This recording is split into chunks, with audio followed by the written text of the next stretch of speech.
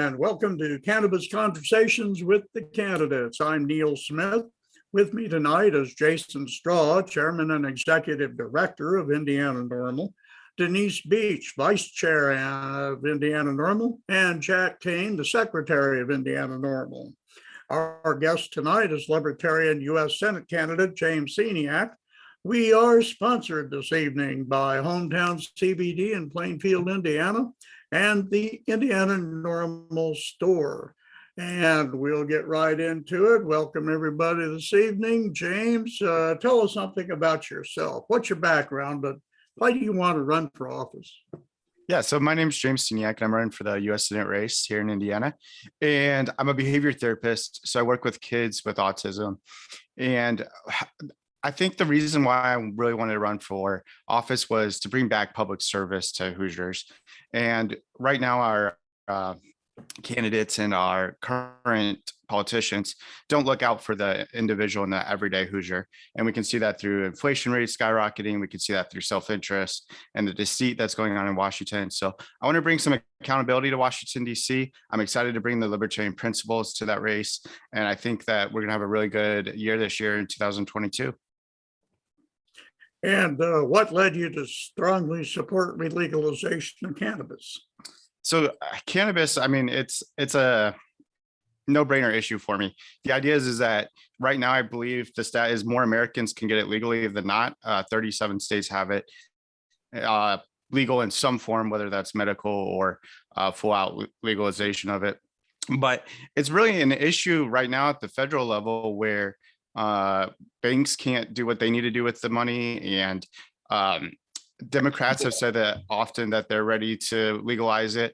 A lot of Republicans are ready, but yet it hasn't been done. So really pushing that decriminalization so that we can get people out of this system. And I think from the criminal justice reform aspect is where I really want to focus of the reasons why I want to get behind cannabis. I don't think we need to see all these individuals in jail for a victimless crime. So that's a huge part of the cannabis debate for me. Okay, Denise, I believe you have a question. I do. First of all, James, thank you so much for taking the time to be with us tonight. But you kind of touched on a little bit, but why is marijuana legalization and or decriminalization in Indiana important to you personally?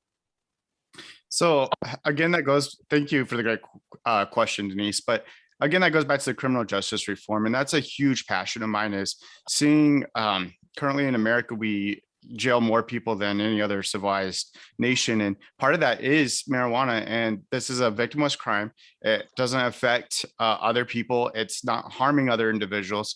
So what I want to do with my own body I should not be sent to jail where now taxpayers are paying for funding that they don't even need to pay for. So really, for me, it really all just goes back to criminal justice and how we can better treat our citizens. And then obviously individual rights and individual choices. It goes along with all three of my platforms, my three major platforms being medical freedom, vet care, and fiscal responsibility. Really, cannabis aligns in all three of those areas. Oh my gosh, yeah, it could definitely touch on all of those and make a huge impact on all three of those. Jack, do you have a question? Yeah, James, thanks. Well, like Denise said, thanks very much for being with us this evening. Tell us about some cannabis users you know. Is there anything unusual about them? Anything that sticks out? I'm sorry, I missed the first part of that question. Tell us about a little bit about some cannabis users that you know. And is there anything unusual about them? Anything that stands out? Oh, for sure. So I work in a very stressful occupation, and a lot of times people use it to de-stress. And the occupations that I've seen people use it in, they often just use it as a break to relax. And honestly, the individuals that do use it, there's nothing abnormal about it. It's similar to any other medication where it may affect some motor skills or whatnot, but that's not usually affecting the job. It's affecting the relaxation. It's no different than if I was taking another form of like an antidepressant or something to relax myself. Do they drive? So the ones that I know personally do not drive on cannabis. I think that to me, at this point, it's more responsible to wait till you're at home to use it. But a lot of medications, say never drive on it or don't use heavy machinery. So I kind of personally like that principle of not driving on it. But some of the people I do know have driven on it and there hasn't been issues for them, but it's not something I would recommend. Personal responsibility has always been touted by our national organization, NORML. And it's true, cannabis does not make you something that you're not. And one way to look at a lot of people want to place restrictions on it because of driving. But, we're not going to pick up any more stoned drivers than we already have now under illegalization. Do you agree with that? I do. And again, I think what you said about personal responsibility really nails it. I think that with anything we do, we have to take our personal responsibility. And that's accounting for not only our own safety, but the safety of others around us and making us good community members. But with cannabis, and I don't believe that we're going to see a high increase in rates with it being legalized. I just don't see that as a major issue with our driving. Okay, anybody else want to follow up? Jason, over to you. Yeah, so we've talked about decriminalization and freedom. So from what you've learned about the cannabis history, what impression do you have about why they made cannabis illegal? So this might be some conspiracy theory or whatnot, but I truly believe that they did it to attack minority communities and anybody who they wanted to use these laws against. So there's a long history, but the example I like to give people is if you look at any college campus, they rarely ever go there for any marijuana issues. Where they're attacking is it's always the minority communities. It's always the areas that are poorer. And that's often how our laws work. They're utilized to oppress the oppressed. So I believe marijuana is one of those. And I don't think it's any different than a lot of the other laws that they use to oppress already communities that are already struggling. Do you think that people of color, communities of color have been hit really hard because of all this? I mean, I do. I think when you look at how this goes back to how our laws are applied. So you'll see a lot more in I was a correction officer for a little bit, and you see a lot of the laws being applied unfairly to Black communities and to other communities that are not just Black, but even just poor minority communities. And it shows up in the jail. So then, we could talk about fatherless homes, but it's because it's already a system that's designed to oppress. And that's where we really need to fight back. So it definitely is an impact on minority communities. Well, what would you plan on how would you plan on easing that? Okay, say that one more time. How would you plan on easing that stress on poor and minority communities?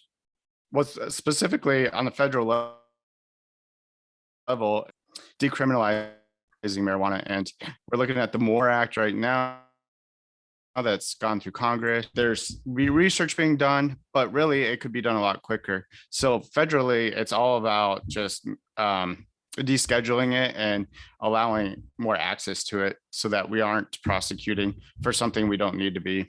Very true. How would you describe the endocannabinoid system to a colleague or even to a friend for that matter? How would you describe it to a resident in your district? Descheduling it. So I would talk about how it's a tabletop issue, right? So no matter where you stand on the issue, we can talk about how it's going to put more money in your pocket because your money is not going to be going to prosecute these crimes. We can talk about how it gives you more medical freedom and more medical choices with a safer alternative than a lot of our current medications. And so I believe really when we're talking to the everyday Hoosier, it's really just bringing up the tabletop issues that they already know and relating them back to cannabis and having a conversation where we can agree on certain points. They may not fully agree on the issue as a whole, but if we can agree somewhere in the middle, we'll get a lot farther with this topic and with this issue. So should we leave discussion of the endocannabinoid system in the body up to medical professionals? I mean, that's a great question. I would think that, you know, we can discuss discuss it from a medical with the medical professions, but I think using lay terms for the everyday Hoosier and just making it as clear and simple as possible is the best way to go with the average voter.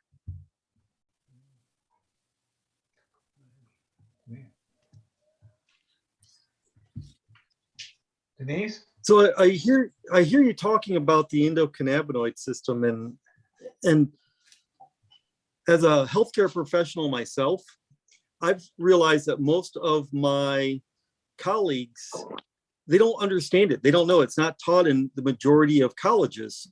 Is that something you believe we should start teaching in the medical community at these universities?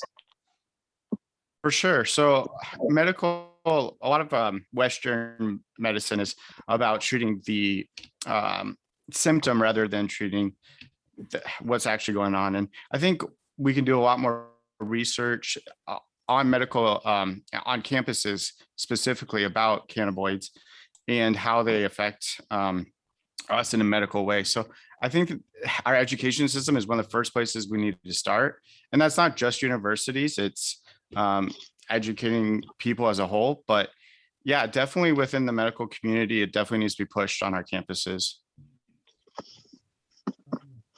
I would like to invite our viewers to send any questions you'd like to ask Senate candidate Ceniak. Denise, I believe you're up next. Yeah, with you going more for the federal, do you think that Indiana can legalize even if the federal government doesn't? Absolutely. I mean, we've seen it all over. We've seen it. Colorado was one of the first. And then we have Michigan and Illinois, both that legalized it. And there are neighboring states. So there's really no reason that we can't legalize it now in Indiana. We're going to be slow on that issue. I think Holcomb mentioned that he wants to wait till it's federally legal. But personally, I think that's just an excuse that he's using to delay the response. Absolutely. But yeah, we could definitely, as a state, make grounds before it even does anything federally. As a federal candidate, I like to focus on where we can make that change.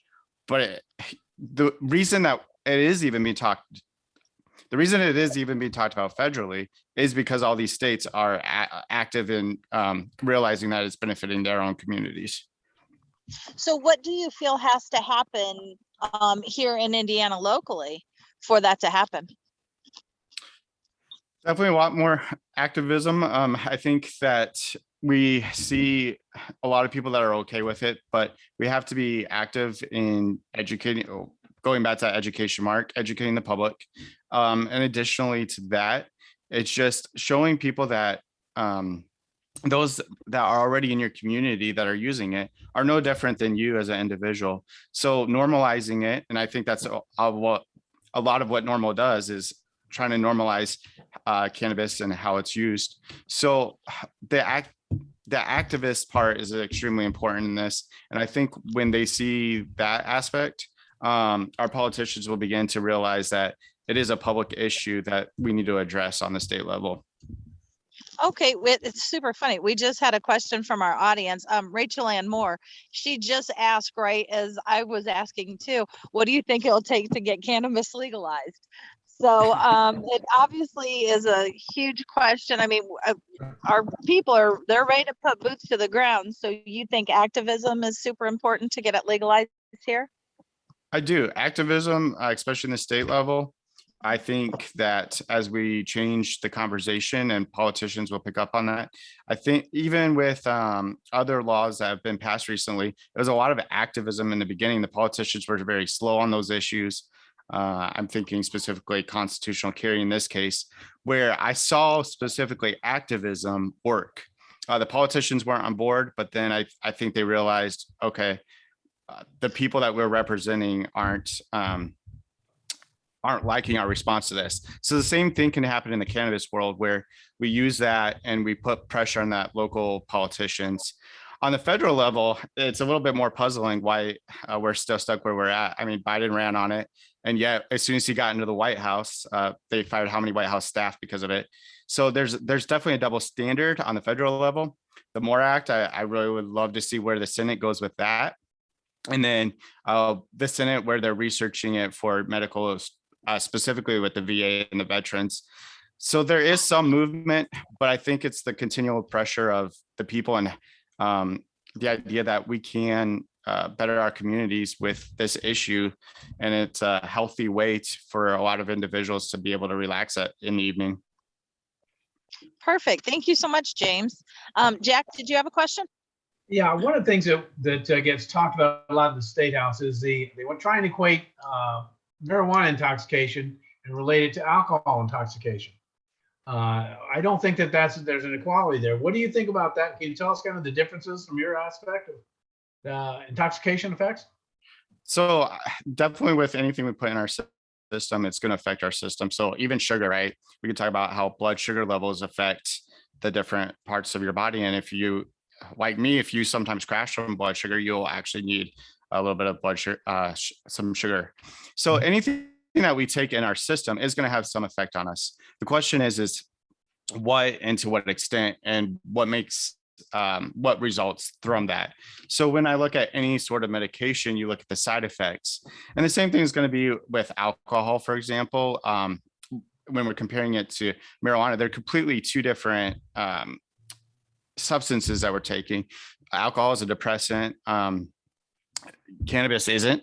So it's not really comparable in that way, but they want to compare it with the intoxication of driving.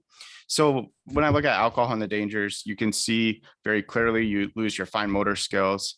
I haven't seen that same effect in cannabis as much. But again, it goes back to personal responsibility, and we do have to be careful when using any substance, and we have to know our own bodies and what our own bodies can handle. So with sugar, back to the sugar comment, I know that I need some sugar in order so that I don't physically pass out, which, you know, could be dangerous on the road, but I know my own body enough to know when I am being a danger on the road and when I'm not. So it goes back to a lot of personal responsibility.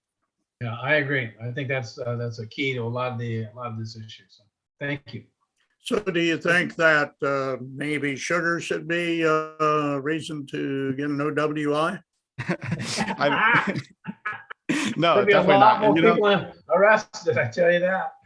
it's funny though, because, you know, the government, and this is a libertarian principle, but the government always wants to interfere where they can. And that's why even in New York, they tried to do the soda ban, and they want to regulate all the way down to sugar if we let them. So we really need to push back on these issues. It's not just cannabis. They want to overregulate everything, even when it is legal. Okay, Jason, over to you. So we've been talking a lot about alcohol, and when we compare cannabis to alcohol, cannabis has had no overdose fatalities, where alcohol has, and so has there are about 7,600 people a year on average who die from non-steroidal anti-inflammatories, which you can buy over the counter. So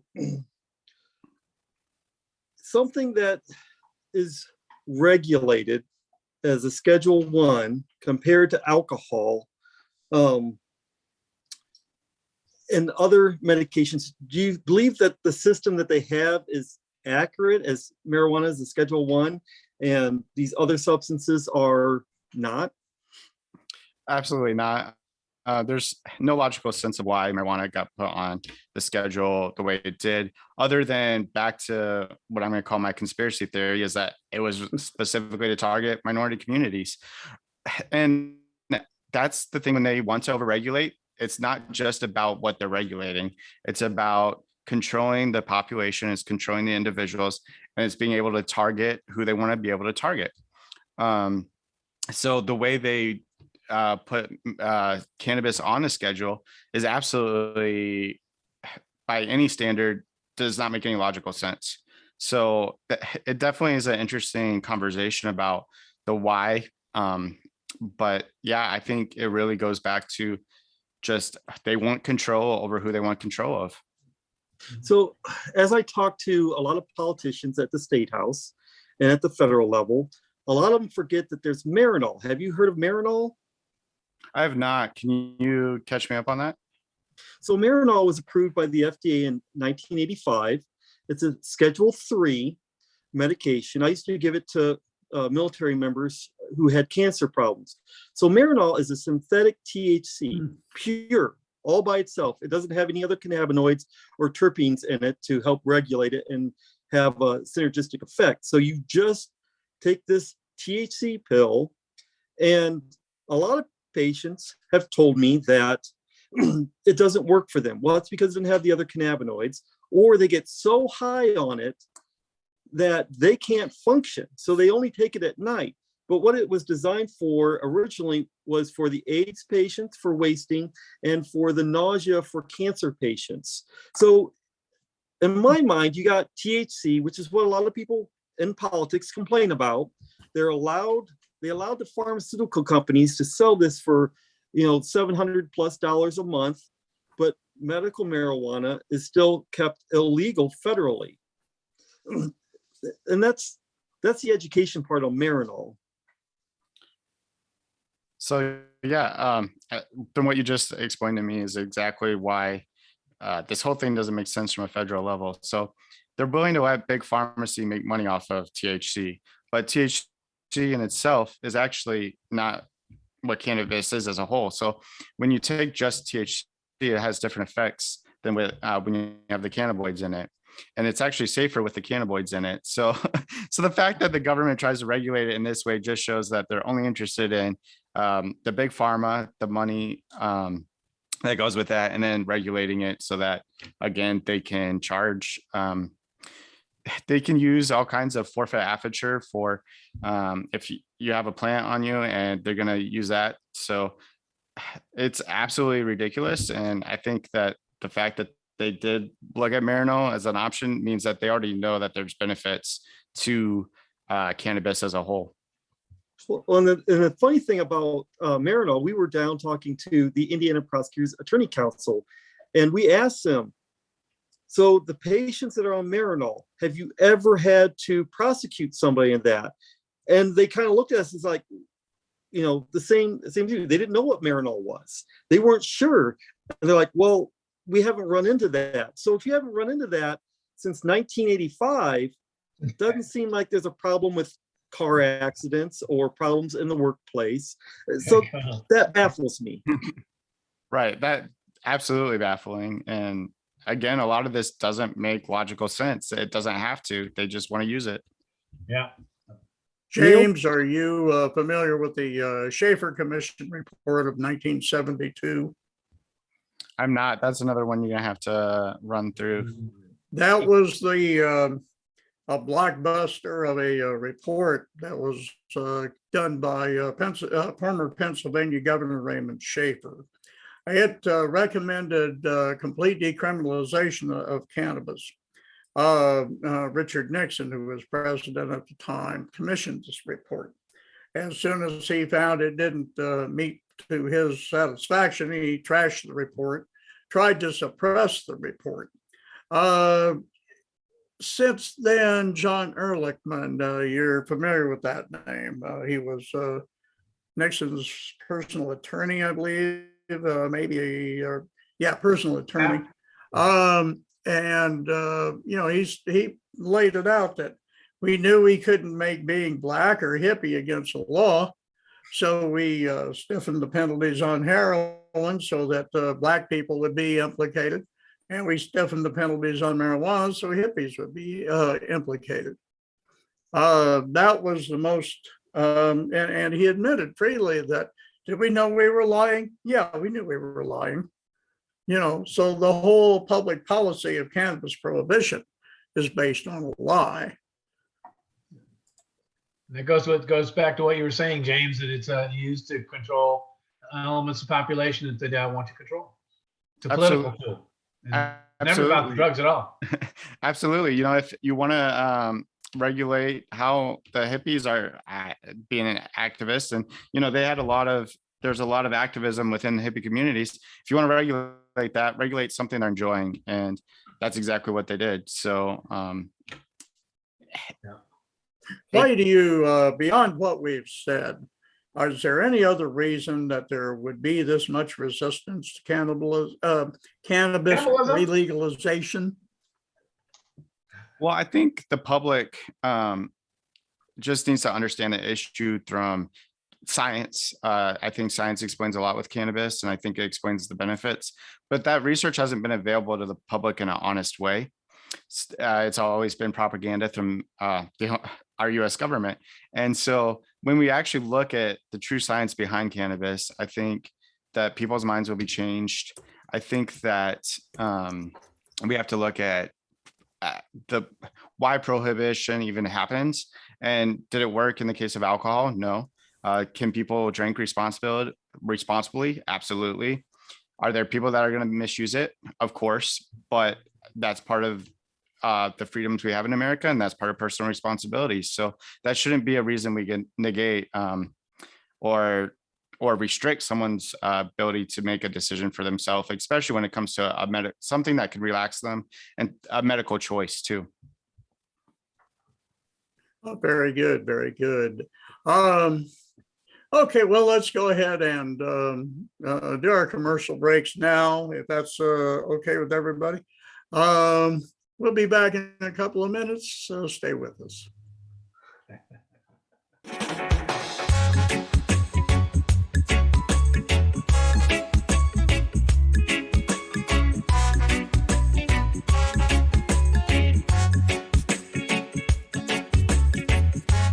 Indiana NORML memberships are back. Help us raise nonprofit dollars by becoming a member of Indiana NORML. The money raised will be used to educate the public about cannabis reform in Indiana. Only for $25 a year. Visit www.indiananormal.org.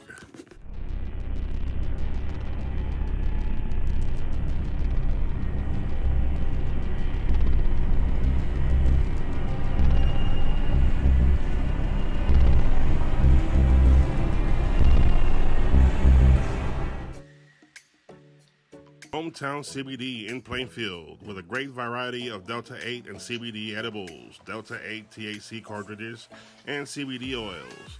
Hometown CBD, your source for high quality CBD products you can trust in the greater Plainfield area.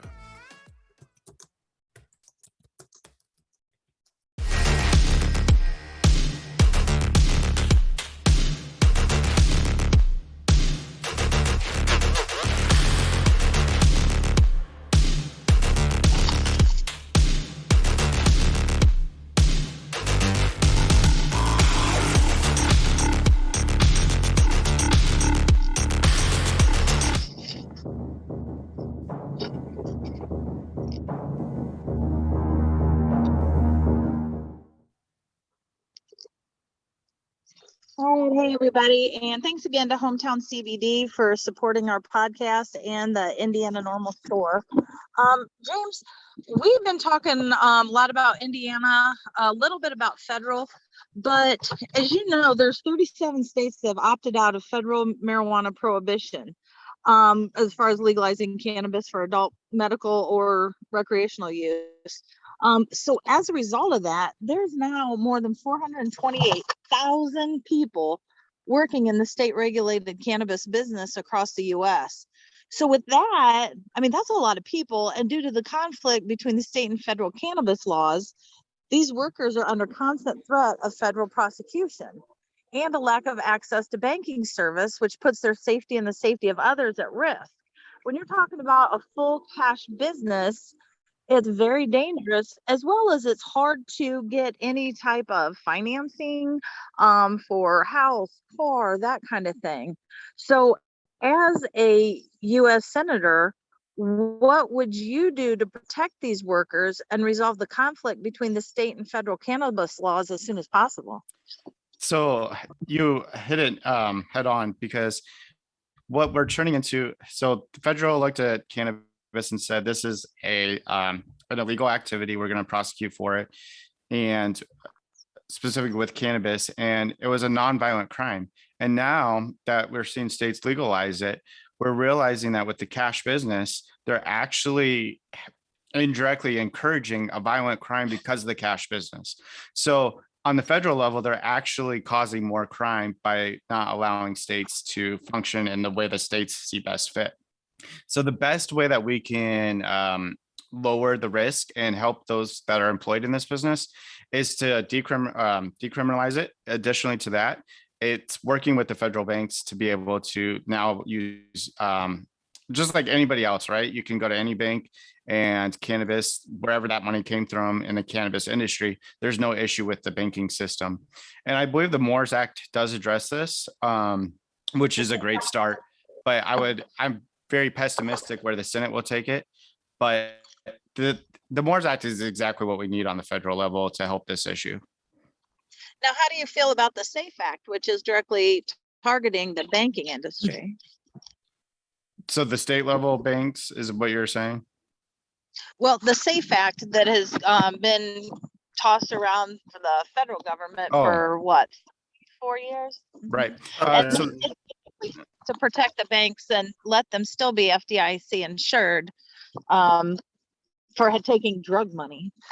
So the SAFE Act definitely is a start to the direction we need to head, but it doesn't go far enough. And I think, I would be okay with the SAFE Act, but we really need to just go farther, and that's the MORE Act.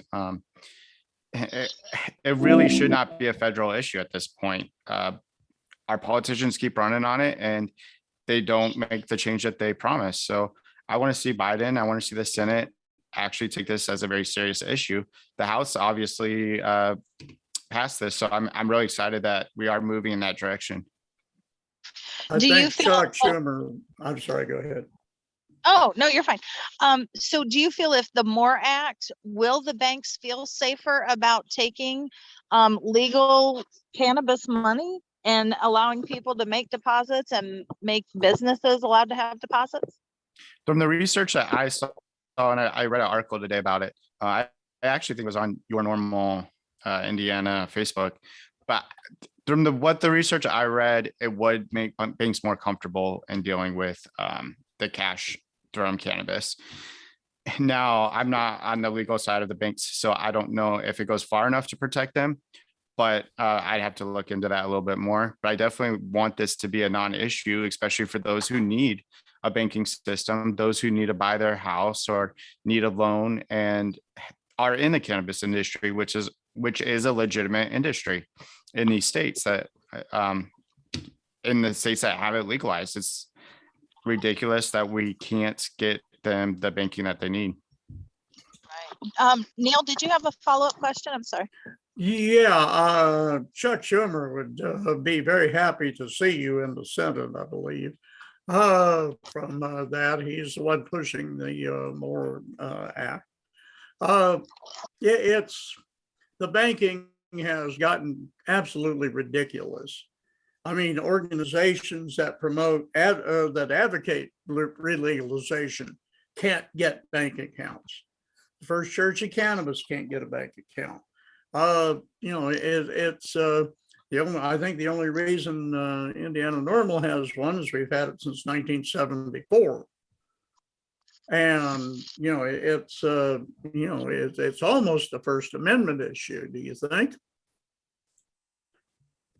I definitely would agree. I think that when we look at this as the rights of the people, it does go back to, can we have from the property aspect too? These are legitimate businesses that are owned, and they should be able to have the same banking system that any other legitimate business has. And that just infringes on the rights. And we as the people need to look at our rights and that what the Constitution stands for. And the banking needs to follow that. So if it's a legitimate business in that state, the banking should be allowed to bank with that legitimate business. So getting it decriminalized on the federal level will allow for that. And hopefully the MORE Act is far enough in that direction. I believe it is, but I would love to see where the Senate stands on it. I would love to see what the research that the Senate is currently doing is. I think it was Jason was talking a little bit about, he talked with Todd Young on where the Senate research is and how that's going to help veterans. But I really do believe that it's a medical freedom issue. It's a vet care issue. It's a fiscal responsibility issue that we as Hoosiers can benefit from. And we need to stop looking at it as something that we need to prosecute, and we need to change the conversation. I 100% agree, because on a local level, they have no problems taking tax money from them. But as far as a federally regulated bank and getting your money insured, then it becomes a problem. So Exactly. yeah, Jack. Yeah. So would you support legislation to try and protect employers from or protect employees from discrimination from their employers if they needed to have medical marijuana?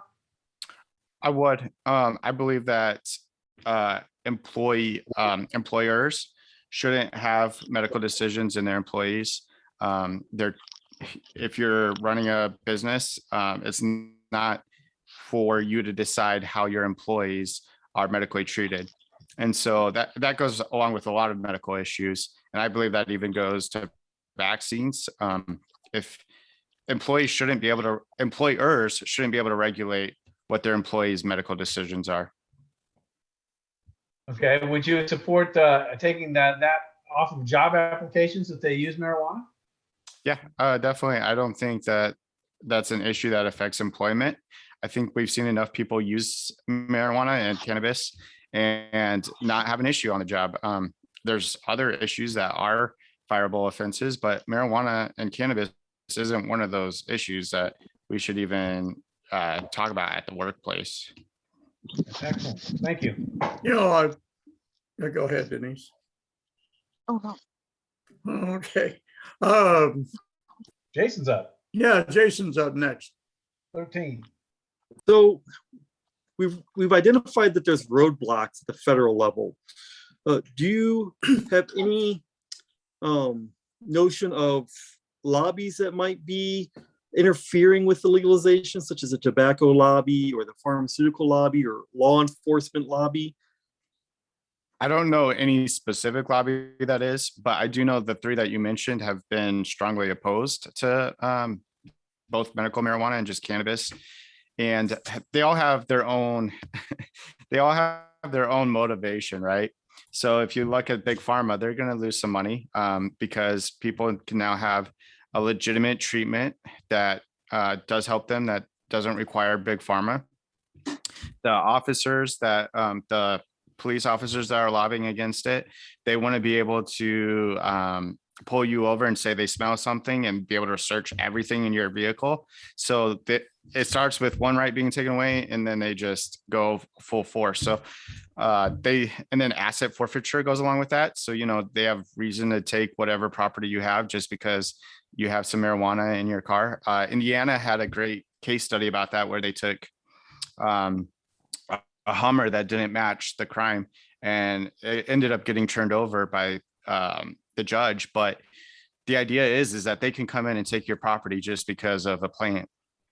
So obviously police officers are going to lobby against it. And then just the issue of some people just don't understand what it is and what cannabis can do for others. They just haven't put the research into it individually. So I think the public opinion is shifting in a good direction, but it's going to continue to take up more education. Well, I think you brought up a There- good point with the asset forfeiture. Indiana had seized legal money in an armored vehicle.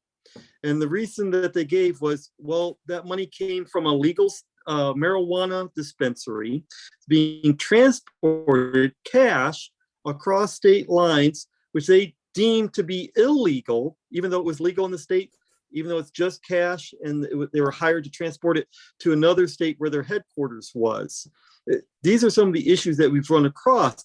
Do you have any ideas on how you would fix those? So asset forfeiture needs to be addressed all in itself. That's a whole separate issue. It's gone way out of hand and it needs to stop.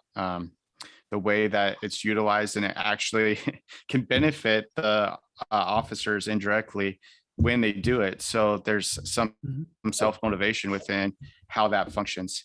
So addressing that with a lot of the criminal justice reform is part of my plan, which again is a separate issue than cannabis, but they're very tied. And then I also saw the case study on the armored trucks, and I don't think it was just Indiana that did it. There's a couple other states where the feds came in and attacked the armored vehicles and the money. So it's definitely something that's going around the nation. It's not just one example. There's a few of them. And this is something that we got to address. If it's legalized in Michigan and they're doing nothing wrong by transporting some money, it's something that needs to be addressed. And hopefully we'll address it on the federal level very, very soon so that we can get this issue taken care of. I think that's Well, called thank you, James. technically legalized theft. Absolutely. It is Yeah. theft. Yeah, that's all there is to it. And it's up to you to prove that you didn't use, that money is not illegal. It's absolutely ridiculous.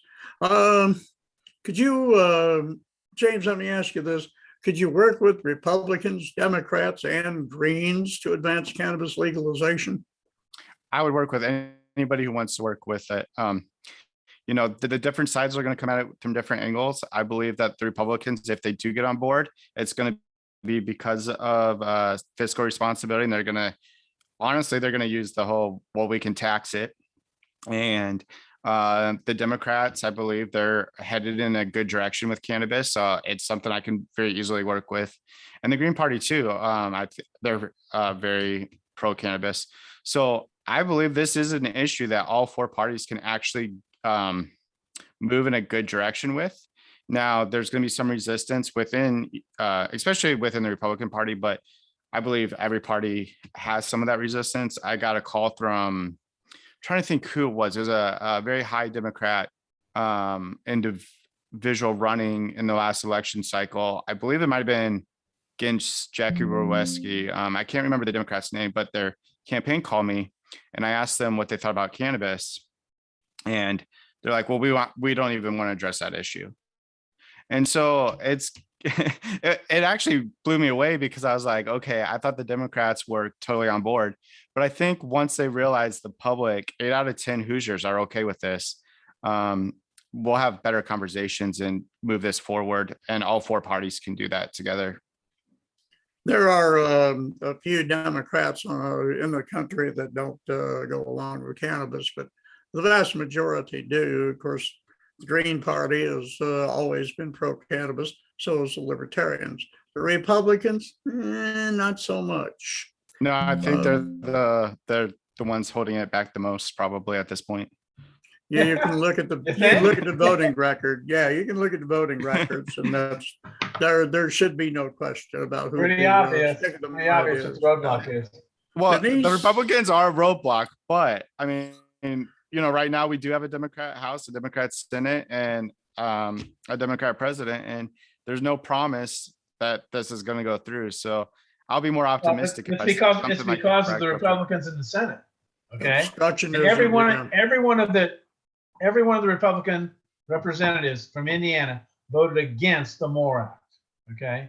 Right. In unison. All right. So they're obstructionists from start to finish.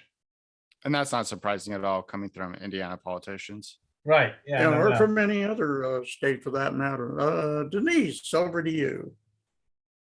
So So, how would you, especially on a federal level, and if it is decriminalized, that kind of thing, that opens up all the state lines, how would you keep large corporations from monopolizing the legal cannabis industry? So that's a whole different corporate um, thing that I believe the free market is an important part of America. And with the free market, we're going to see some people try to monopolize on the industry. But I believe that ultimately it comes down to the best practice of what each company can offer me. And I believe that we're seeing a pushback on a lot of large corporations, not just within cannabis, but within the general public of we see a lot of that corporate not looking out for their communities. So I think that the localized stores and the localized industry will actually be okay through this because I think there's a shift in our society that's moving to more local businesses. I agree, but Big Tobacco has already said they're ready to jump in. They're ready to take over. And if they can sell it to dispensaries, that kind of thing, a good, decent quality for half as amount as mom and pop places can, I mean, you're just going to do exactly what tobacco's looking at. You're going to have your Marlboros or Camels, and that's going to be it. Do you feel as though that the government should step in? That specific issue, no, that's the libertarian in me. I think that when the government steps in, they often ruin it. So they often start to favor certain people that doesn't favor the free market. So when we interfere with the free market, we're manipulating and someone's gaining from that. And usually in the case of government interference, it's actually the large corporations that benefit. So I think that actually taking the government out of that is going to see better results than trying to have the government step in and regulate it in the business sense of it. Okay, because I know, like here, at least on the state level, and I know even in the MORE Act, it had written in there certain specific things about, like how we talked about early in the podcast about communities that have been affected most, your communities of color, your poor, maybe either allotting money towards them, or I know more on a local basis, they had talked about licenses, dispensary licenses, that kind of thing, putting them first on the list type of thing. Would you support that more, or do you think government should just step out and just let whoever can do it, do it? I still am convinced that if the government steps in, we're going to see the results of actually big corporations taking over at a faster rate than if we just say, okay, let's watch how the free market handles this.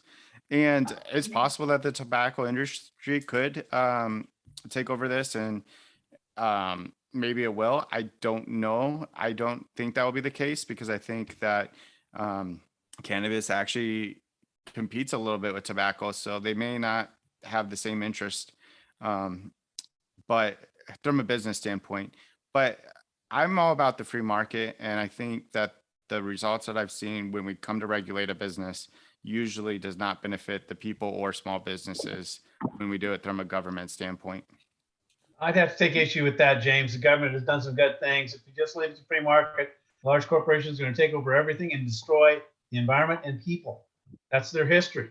That's the way it goes. Unless you have some regulation to create a balanced, fair market, okay, the greediest corporations are going to take over. You've got to have some kind of antitrust stuff. And I think this is a perfect issue to do that, especially when you're talking about the communities of color that have been impacted, okay, and the veterans, all right, and the people who are in jail now because of cannabis laws. They should be allowed to get into the market. And if you just make it free market, then all of the mega corporations and large money are going to get into that. You need to have some provisions to allow local people, minorities, females, veterans, et cetera, to get into this market, or it ain't going to happen. Yeah, and I love that we can have this discussion, respectfully disagree on some issues. I think that you bring up a lot of good points with that, and it's something that does need to be talked about. And how do we benefit those who we need to benefit, and that's the local community. So it definitely has some good conversation points that I love that you brought that up. So thank you for that. And New York is doing some things along those But lines. James- So thank you. Definitely. James, I believe you touched some key points. My father is a kind of a small to moderate sized business owner, and the government regulation or interference seems to be more of a hindrance to small business and middle-sized businesses, and the big corporations seem to have a leg up because they have more resources to deal with it and more Can I contacts. interrupt you right So there for a second? when I start, A lot of that sure. goes back to an earlier conversation of lobbyists, right? And so it's the big corporations that can Mhm. lobby the most. And so they get the most favors when it comes to federal government. So that was my interruption there. Sorry about that. Oh, no problem, James. So where I was going with that is with taxation, the government likes to tax things. So this is a new business. So what would your federal tax plan for cannabis and cannabis businesses look like? So my federal plan for taxing it would be zero taxes on a federal level. I think that states can benefit from it if that's their choice. And I believe that that goes back to supporting local communities. This is an issue that's hurt local communities, but we can reverse that and actually help local communities. And I believe that if you've ever heard of like a fair tax, it could actually be utilized a little bit on the state level. And if the state level wants to use something like a fair tax and take away, for example, property taxes, which I hate, I think that this could be an issue that we see some tax changes. And I think that it can't just be straight, let's federally tax it, because we already have too many federal taxes. So I think that if we're going to help our local communities, if anyone's going to tax it, it's going to have to be from the state level or even down to the county level. So essentially you're saying federal government hands off for taxation then? Correct. I would not be supportive of any taxing of cannabis on the federal level. Hey, Neil, I think you're next. I think I'm up next. To think the government is, the federal government is not going to tax that is folly. You know they are going to tax it. You know they may, if without some brakes put on them, they're going to overtax it. What, and let's assume that, they go ahead and tax it. What should the revenues derived from those taxes be used for? Absolutely. No, you're right. The federal government will tax it, despite my opinion on it. And despite the fact that I don't want them to, it will be taxed. And I think that the revenue should always go back to the community. And if we're talking about different areas of the community that can be utilized, it could go back to helping other addiction centers that help the community in areas where we see addictions being an issue. We could have it go back to helping build community centers where we can see communities being built through those centers rather than separated and torn down. So I think when we're talking about any sort of tax, if there is going to be a tax on it, it has to be something that benefits the local community. Actually, I think the government ought to pay me to smoke pot. That's How's an that? idea. Can I Yeah, sign up for let's- that program? Let's do that. I think a lot of that. people would be signing up for that program for sure. Oh, yes. Oh, yes. Denise, over to you. So when you're after you're elected, how do you intend on educating your colleagues to make sure that there's good, viable legislation created so as that, all the things we've addressed here are people are talking about it? So when we're talking about the colleagues in the Senate, it would be a lot of going back and forth and seeing the different sides of it. So we were talked about how all four parties have a little bit different take on it. If Republicans, and that's a big if, they get behind it, it's going to be because of taxing it. If the Democrats are already moving that way. And so I think as I talk to the colleagues, I say, well, what can benefit us together collectively so that we could get this passed? And I think as those conversations happen, we can move towards a direction that we can all agree on. But it's really showing my colleagues specifically the benefits that it will happen in their states.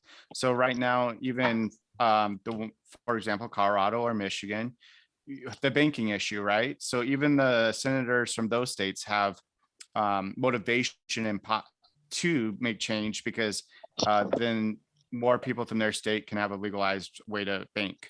So it's an issue across the United States, whether we have it medically or whether it's completely legal, or whether it's Indiana still abolishing it.